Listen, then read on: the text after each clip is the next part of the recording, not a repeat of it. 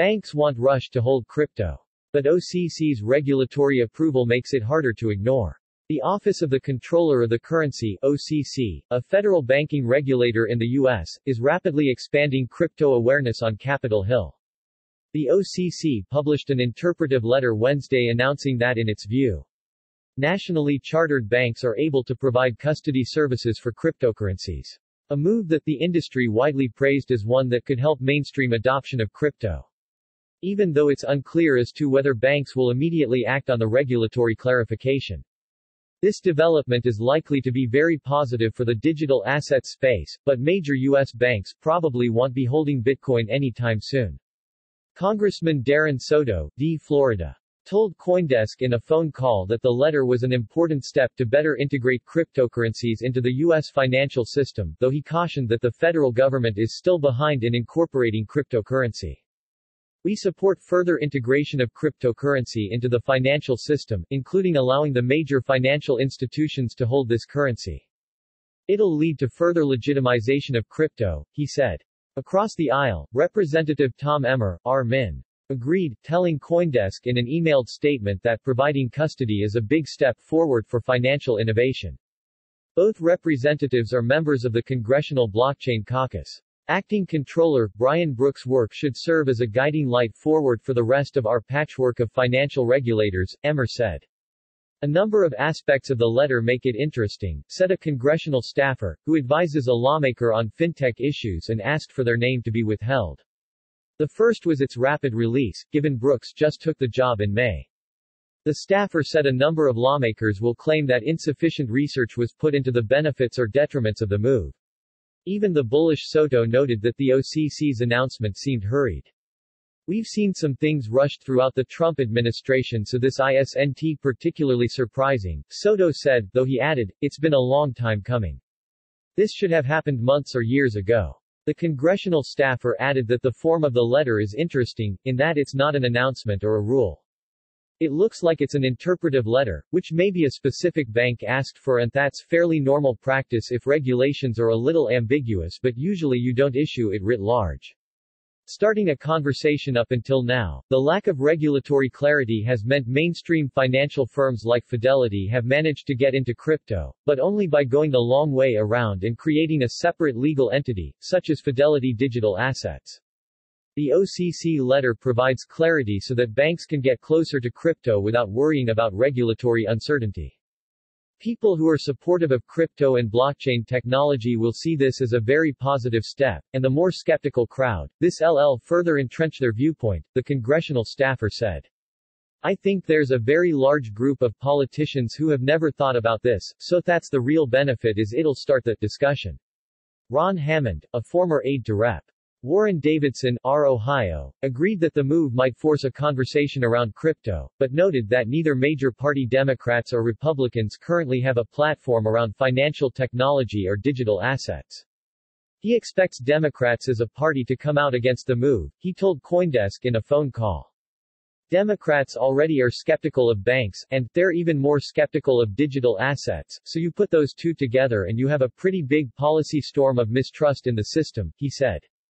Anti-money laundering and know your customer concerns may be brought up, along with the fact that Brian Brooks, the current acting controller of the currency, has been neither formally nominated nor confirmed to his role. The conversation about crypto will not be limited to Capitol Hill. Alex Batlin, CEO of digital asset custody provider Trustology, and a former blockchain lead at BNY Mellon and UBS, told CoinDesk he expects there to be a lot more conversations about crypto in various company boardrooms this coming fall. Open door. A number of barriers still remain before any nationally chartered banks are able to actually offer crypto custody services.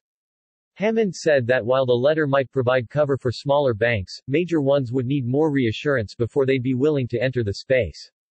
I don't expect you will see much change in the next 3 to 4 months, but then we might see some acceleration thereafter, Batlin said. I expect that after the summer, this will come up as banks will be holding investment committees for funding approvals for the next year. There are also concerns around whether the letter can provide binding guidance. The congressional staffer noted that the relevant statutes could be interpreted differently by another administration, meaning a future letter or rulemaking process could tell banks the opposite of Wednesday's missive. Still, the OCC's overtures open the door for much less risky and cheaper routes into crypto for big banks, said Batlin. The way banks are likely to dip their toes in is by going the sub-custody route, he said, by partnering with small specialist organizations. That's exactly what a global custodian like BNY Mellon does anyway, Batlin said. Now that this activity is going to be regulated, I expect the cheapest solution for bigger banks is to have some kind of semi-de-risked trial of this is to use someone as a sub-custodian. Following Europe, the OCC letter brings the U.S. closer to the situation in Germany, where lawmakers provided clarity that essentially eased restrictions on banks providing custody of crypto assets. Germany's Financial Supervisory Authority BaFin released guidance earlier this year clarifying how firms based outside the nation could still provide custody services within Germany's borders and remain in compliance with international law, such as the European Union's Fifth Anti-Money Laundering Directive. The U.S. is following Europe, and the use cases are unlikely to be crypto coins, said Phil Mochin, co-founder of Coin, a London-based custody and post-trade settlement solution for digital assets. The banks in Germany are all saying they are not going to touch crypto coins, but are interested in primary issuance of securities on behalf of their clients. Mochin pointed out that simply providing cold storage of crypto keys does not resolve any of the post-trade activities needed for standard market infrastructure, which involves the emergence of blockchain-enabled central securities depositories (CSDs). Election approaching back in the U.S., the upcoming presidential election is one wild card that might determine whether the next controller reverses the decision or not. I don't see a situation where a Republican President Donald Trump nominee, whether he be Brooks or someone else, would overturn this, but I can see a situation in a Democratic presidential nominee Joe Biden administration where this gets overturned, he said. That's not to say a potential Biden administration would for sure overturn the move, and it's unlikely to be a key priority, but the uncertainty remains. There's no notice or comments, no input from the industry, Hammond said. I can see a Biden administration being more concerned about that and probably striking down the letter. Soto said Congress needed to take action to bring further clarity, starting with passing the Token Taxonomy Act, which Hammond wrote while working for Davidson, and the Digital Taxonomy Act, which Soto sponsored. We need to pass both those bills to establish basic definitions and jurisdiction so there's no overreach by agencies and there's more certainty, he said. I continue to be troubled by the fact that many new cryptocurrency firms have to spend millions due to the complex rules in the United States, and that's because we've left it solely to the agencies. A rundown from one of CoinDesk's editorial Slack channels during an action-packed hour on Wednesday last week reads like a high-paced drama. It tells the tale of a news team going through a process of incremental information discovery. First, there's the realization that a big story, a massive hack on Twitter, is developing. Second, there's the sudden comprehension that CoinDesk itself has been targeted in that attack. And third, there's the scramble, with limited options and a certain sense of helplessness, to keep social media channels open to get that story out. It's a tale, also, of how media and information services like ours have developed an unhealthy dependency on centralized social media platforms over which they have very little control. A growing story now that CoinDesk's Twitter handle has finally, 1 week later, been restored. We think it would be helpful to include a truncated summary of that Slack conversation.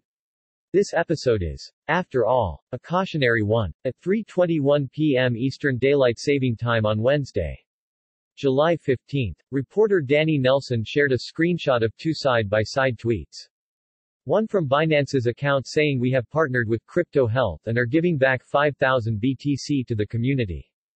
The other from Binance CEO Changpeng Zhao telling people not to click on the link and asking them to report the Binance account to Twitter admin. Someone been hacked by the looks of it, Danny Riley observed. If CZ was hacked, this is some 3D chess. From there, CoinDesk's editorial team sprung into action, figuring out how to cover the story. 2 minutes later, reporter Nikhilesh Dek chimed in, apparently Gemini also got hacked. Soon after, reporter Zach Bull noted that at Angelo BTC, a well-known Bitcoin trader's account, was also posting the same tweet. Something odd was up. From then on, the transcript shows a sense of urgency. Colorful expressions of amazement and expletives fill the flow, as editorial instructions are meted out and journalists add to the list of hacked names from the crypto community, Coinbase, KuCoin, and on. At 3:45 p.m., as it dawned on the team that this was something central to Twitter, rather than isolated to individual accounts, reporters David Pan and Nikhilesh De chimed in simultaneously with links to a bombshell tweet. CoinDesk was tweeting out the same cursed message. De proactively tweeted a message from the CoinDesk account via TweetDeck, to which he still had access, warning people to ignore the hacker's message. Meanwhile, CoinDesk's head of tech and product, Parker Ferguson, spun up a separate Slack channel for editors and tech support to figure out how to address the CoinDesk outage problem. Then, at 4:20 p.m., with two teams now scrambling to tackle both the writing and technical needs, reporter Benjamin Powers weighed in with and shared a tweet from Elon Musk's account. The attack had leapt outside of the crypto community. It would soon grow to encompass the accounts of Apple, Joe Biden, Barack Obama and more than 100 others. The lesson is that news organizations like ours, as important as ever in providing trusted information, are overly dependent on the behemoths of the Web 2.0 era. Reporters and editors shared ideas on how to attack such a big story. But CoinDesk's Twitter management problems were about to get worse. At 4:39 p.m., De weighed in again to the Slack channel. I just lost TweetDeck access at channel, he wrote, quickly adding, and social flow. Not only could the team not delete the offending tweet from the hackers, they could no longer put information out on the @CoinDesk feed. Who knew what else might be hit? Was Twitter protectively shutting down access to its API, or did the hackers now have complete control of all our tools? I guess the only good news is that it's not just us, posted podcast editor Adam B. Levine. So they Twitter have to fix it.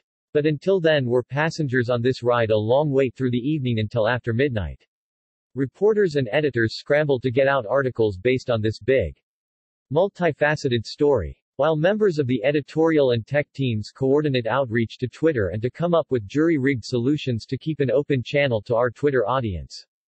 The decision was made to shift all tweets to a separate CoinDesk account, @CoinDesk Markets, and just hope it wouldn't be taken down. That account, which has less than a 20th of the followers tracking the main @CoinDesk account, became our core Twitter publishing vehicle for the next 7 days. A waiting period then ensued. Other accounts had their access restored, but @CoinDesk was delayed.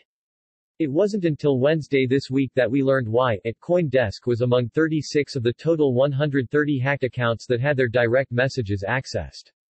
Finally, on Thursday, after much wrangling with Twitter administration, CoinDesk's access to its account was restored. A look at the DMs suggested all was in order. The DMs from the account are not used very often, either by CoinDesk editors or outside users. Lessons learned. So ended a frustrating experience. CoinDesk doesn't always have the most pleasant experience with members of crypto Twitter, but the platform is where crypto and blockchain communities live. To be cut off from our audience, our lifeblood, was to have our mission interrupted. What's more, there was an awkward duality to the situation. As any journalist will tell you, media organizations want to report the news, they don't want to be the news. When that happens, you must put on both hats, managing both the problem at hand and the coverage of it. The lesson is that news organizations like ours, as important as ever in providing trusted information, are overly dependent on the behemoths of the Web 2.0 era, Facebook, Twitter, Instagram and YouTube. CoinDesk's experience of the Twitter hack gives weight to an argument that runs strong in the crypto community, especially among those working on so-called Web 3.0 solutions. That is to say, a decentralized model in which users retain control and ownership of their highly valuable data and content in theory would be less vulnerable to these kinds of hacks and give power to those who create the valuable content and communities in these networks. There are challenges to achieving this vision, whether users should or want to be responsible for securing their data.